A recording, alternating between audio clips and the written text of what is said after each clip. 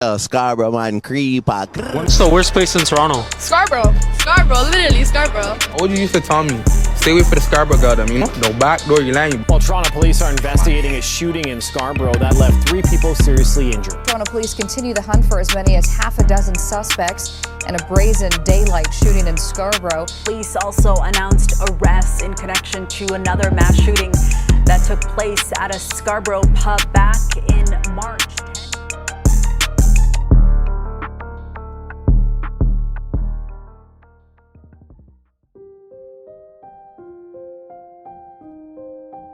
Scarborough has always been talked about more than it's been understood. In the news, it's often reduced to crime and headlines that paint the entire borough with the same brush. To social media, it's basically a meme, a place where every caption starts with Scarborough man, and every comment section is full of jokes about never going east of Victoria Park.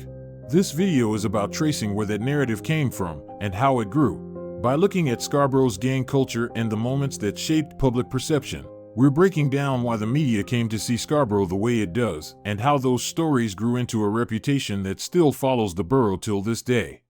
It's been a bad year for gun crime in the country's largest city. Malvern is not a bad area, we just have some bad people.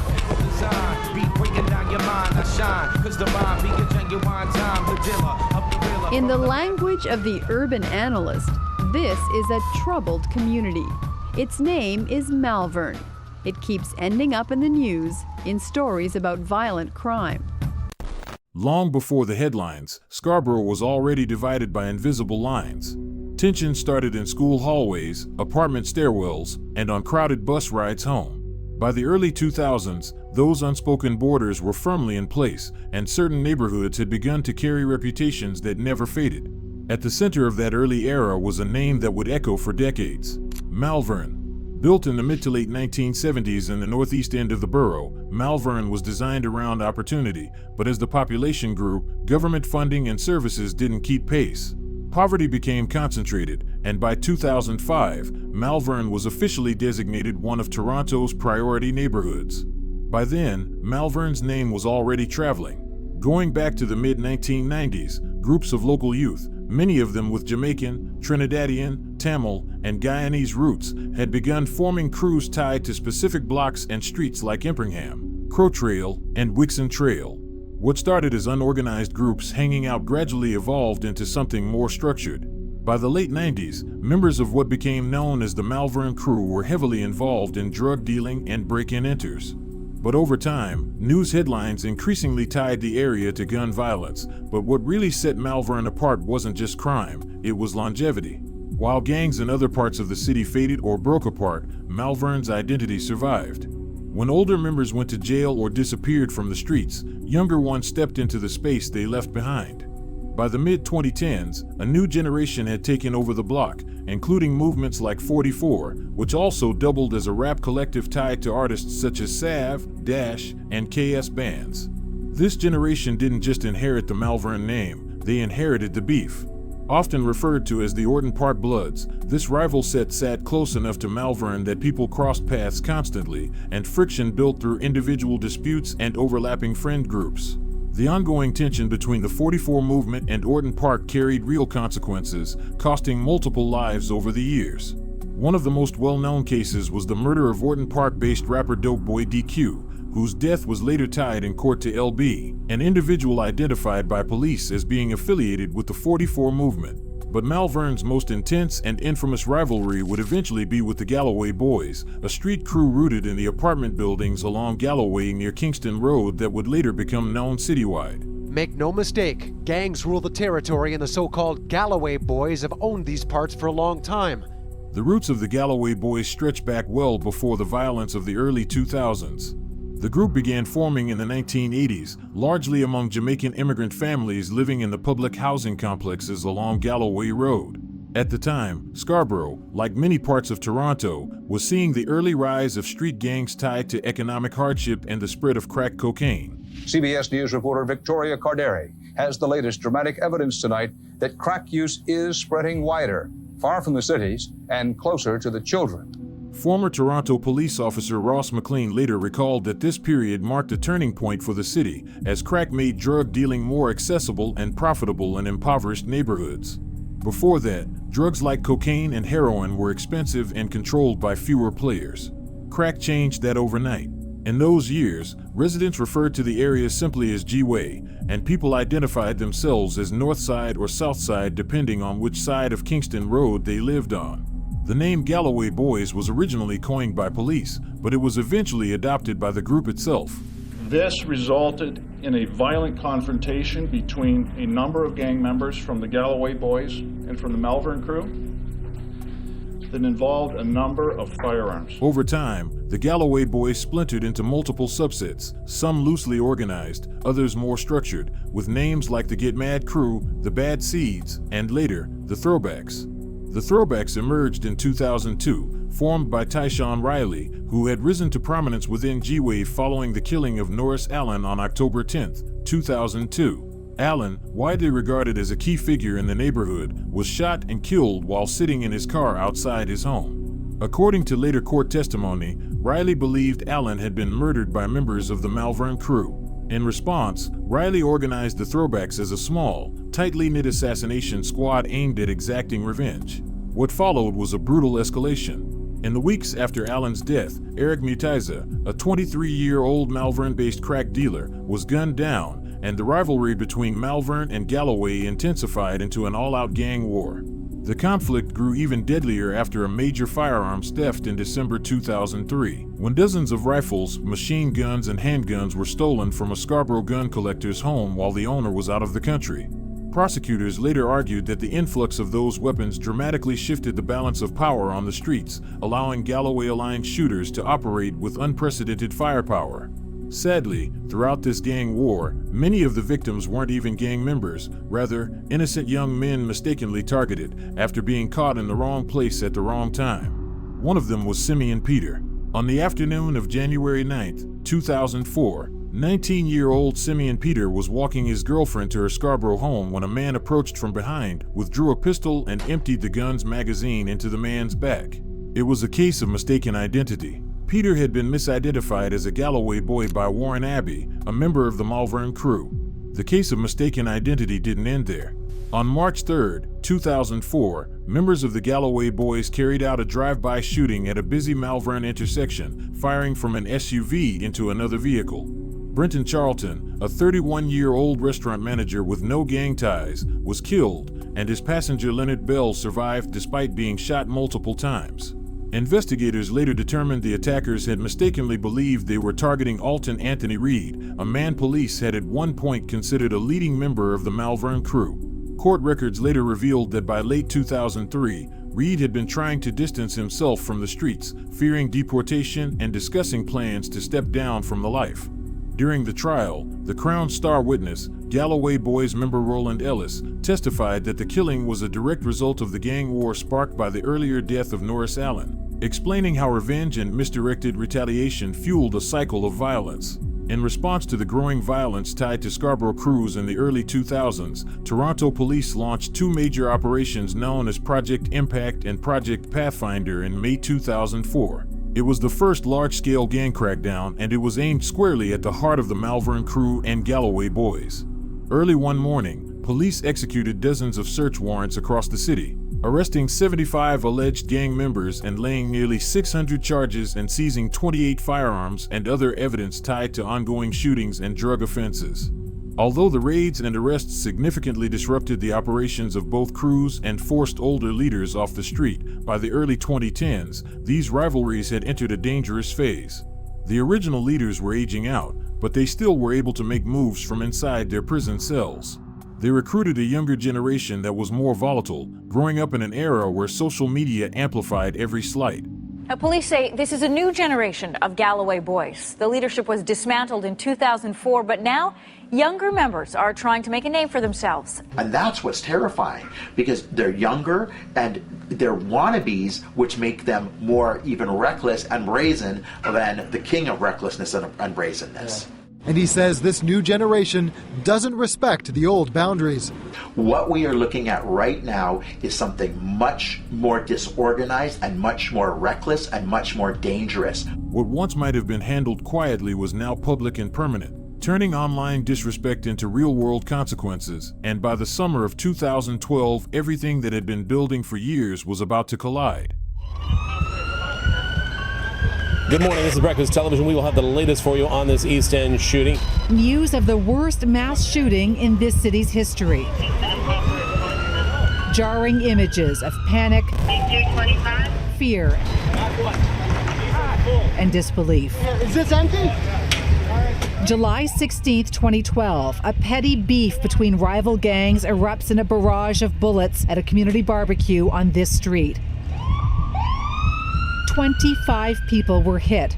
2 didn't survive, 14-year-old Cheyenne Charles and 23-year-old Joshua Yasse.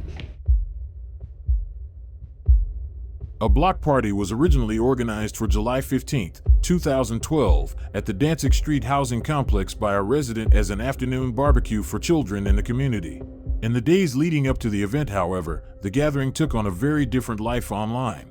Beginning around July 7th, a Twitter account linked to 19-year-old Galloway Boys member Nahum Tsegazab, aka Gifted, began promoting the event as a Hennessy block party. The posts promised a live DJ and dozens of bottles of Hennessy cognac, free for anyone who showed up. Over the course of a week, more than 24 open invitations were shared publicly and spread widely under the hashtag Hennessy Block Party. Due to a rainstorm, the event was delayed to Monday, July 16th, and officially began around 2 p.m. in the backyard of the original organizer. Early in the afternoon, it resembled what it was meant to be, a children's party. Tenants contributed food and activities, including face painting and an improvised water slide. Gifted handed out school supplies and basketballs. The children's portion of the event was supposed to end by 5 p.m., but by that point, adults had already begun gathering in the surrounding parking lot. As the evening went on, the Galloway Boys effectively took control of the area. By 7 p.m., alcohol was being openly consumed to loud hip-hop music, and by 8 p.m., more than 200 people packed into the complex's narrow laneway. Some residents, uneasy about the number of unfamiliar faces, took their children inside. One resident later described the scene as feeling like a jammed nightclub, with no room to move through the walkway. Multiple noise complaints were made to police, and bicycle patrol officers attended the scene, but the party was allowed to continue. According to the CEO of Toronto Community Housing at the time, the event had not been sanctioned and should have ended before 9 p.m. As the crowd grew tighter in the laneway, tensions began to rise. Members of the Galloway Boys started G-checking, confronting people they did not recognize and telling anyone believed to be from rival areas to leave. Among those confronted was 18-year-old Shaquan Mosquito, aka Bam Bam of the Malvern crew, who had arrived unarmed. He was ordered to leave by Nayat Segazab, aka Gritty, Gifted's 15-year-old brother, who threatened to shoot him if he did not go immediately. Angry at being forced out, Bam Bam sent a series of tweets urging others to come and shoot up the party. Shortly after 9 p.m., Gifted was warned about the threats. He armed himself with a .40 caliber handgun and told others to be ready for a possible shootout. Not long after, 17-year-old Folorenzo Owusu, aka Chaotic, a member of a group known as the Chester Lee Crew, arrived at the party. We'll dive more into that crew later in the video, but Chaotic was immediately confronted by Gifted, who displayed his gun and challenged Chaotic to fight if he didn't leave. At approximately 10:40 p.m., less than 2 minutes after arriving, Chaotic opened fire with a 9mm handgun, shooting Gifted twice, once in the arm and once in the abdomen. One bullet passed through Gifted and struck a bystander.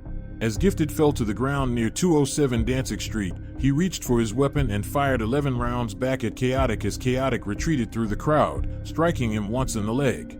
At the same time, a third, unidentified shooter opened fire with an Uzi-style submachine gun, spraying 14 rounds into the densely packed crowd.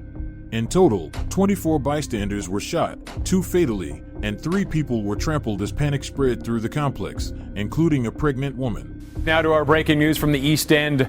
Numerous people have been shot in Scarborough. Safia Kambalia is now live at the scene. Safia? Roger, a cameraman tell me they have numerous shots of victims. They've lost count. There's so many. Have a look. ETF is here on scene. Police officers just keep moving the perimeter wider and wider. There are countless ambulances. We heard reports that EMS called in every single unit that they had. This is a massive scene. The victims ranged in age from 22 months to 33 years old. Cheyenne Charles, just 14, was fleeing the initial gunfire when she ran directly into the line of fire from the third shooter. She was struck multiple times and collapsed, dying on the doorstep of 203 Danzig Street. Joshua Yasay, 23, a community mentor with an honors degree in criminology who hoped to become a police officer, was also killed when a bullet pierced his heart and lungs. It was never definitively determined whether he was shot by Gifted or the unidentified third gunman. A retaliatory shooting followed months later in Chester Lee on September 2nd. Police said 15-year-old Gritty tracked down Chaotic in retaliation for what he believed was Chaotic's attempt to kill his brother. Gritty located Chaotic riding a bicycle and shot him in the upper thigh, causing Chaotic to fall to the ground. According to court findings, Gritty then approached and aimed his gun at Chaotic's head, but the weapon jammed, allowing Chaotic to escape and be taken to hospital. The shooting triggered immediate police action. On September 3rd, a search warrant was executed at Chaotic's Chester Lee residence, resulting in cocaine trafficking charges. The following day, police carried out a search warrant at Gritty's home, where he was charged with 16 offenses, including attempted murder, weapons offenses, and cocaine-related charges. In the years following the Danzig Street shooting, the legal outcomes for those involved unfolded over a long and complex series of court proceedings. On April 11, 2014, Gifted pleaded guilty to 2 counts of manslaughter and 6 counts of aggravated assault. He admitted in court that by engaging in the gunfight, he bore responsibility for all of the deaths and injuries that followed, even if he did not fire every fatal shot. He was sentenced to 14 years in prison. In March 2020, he was granted day parole, which was later extended in October 2020 for an additional 6 months. Bam Bam entered a guilty plea on January 23, 2015, to charges including counseling to commit murder, possession of a firearm, breach of a prohibition order, and uttering threats.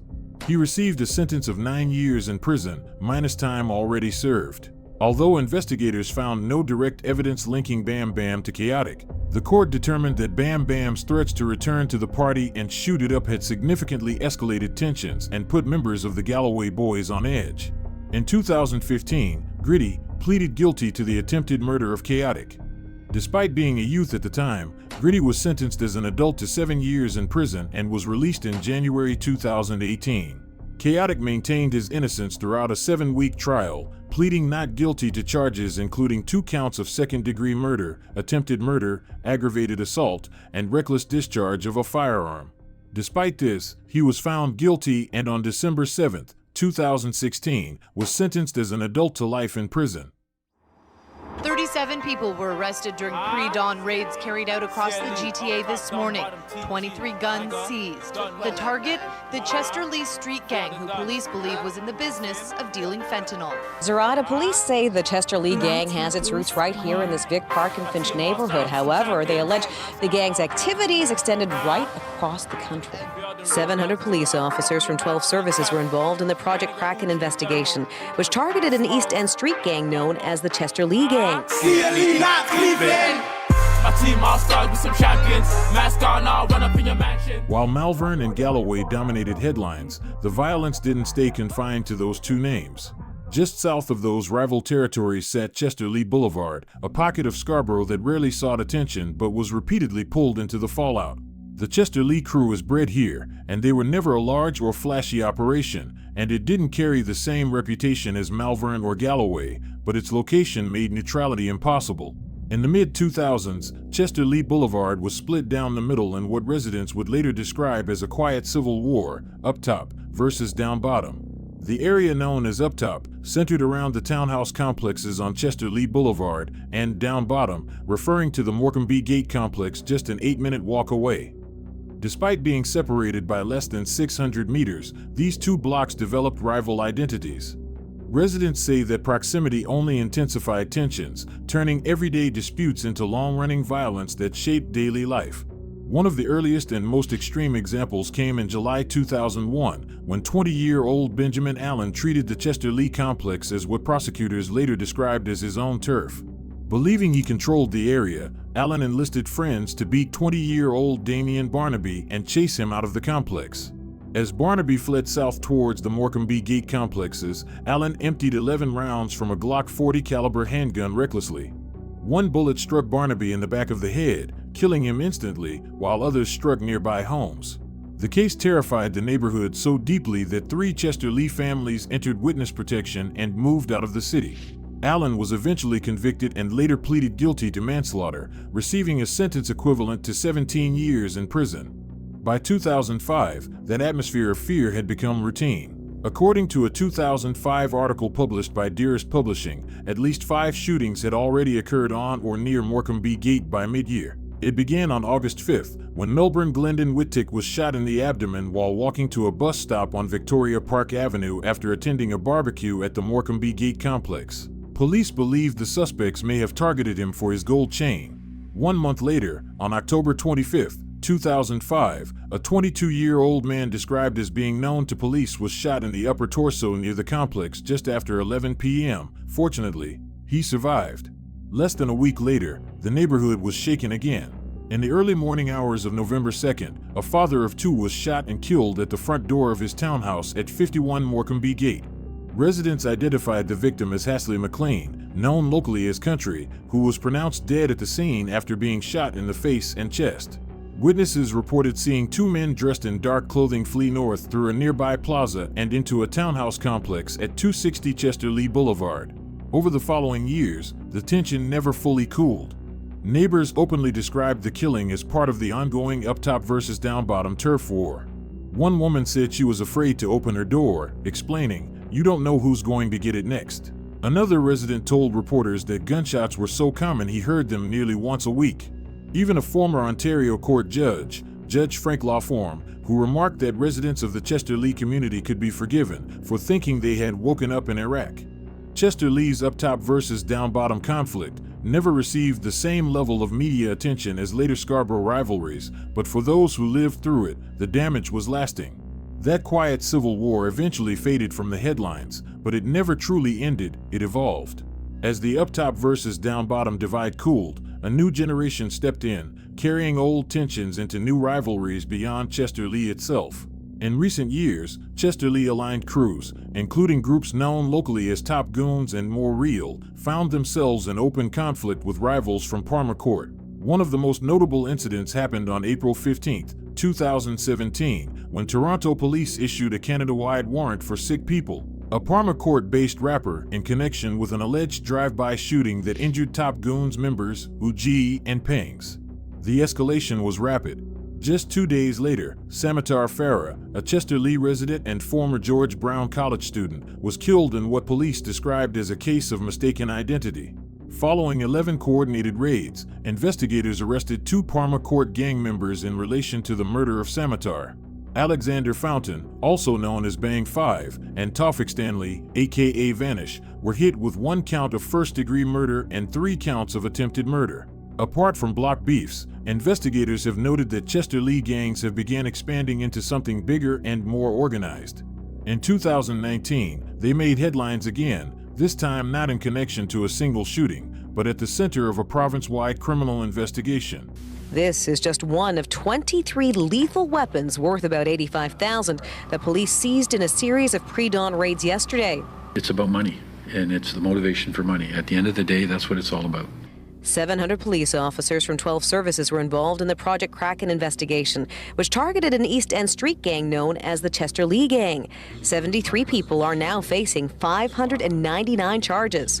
In a sweeping guns and gangs investigation known as Project Kraken, Toronto Police Service charged more than 70 people in connection with a violent tow truck turf war stretching across the Greater Toronto area.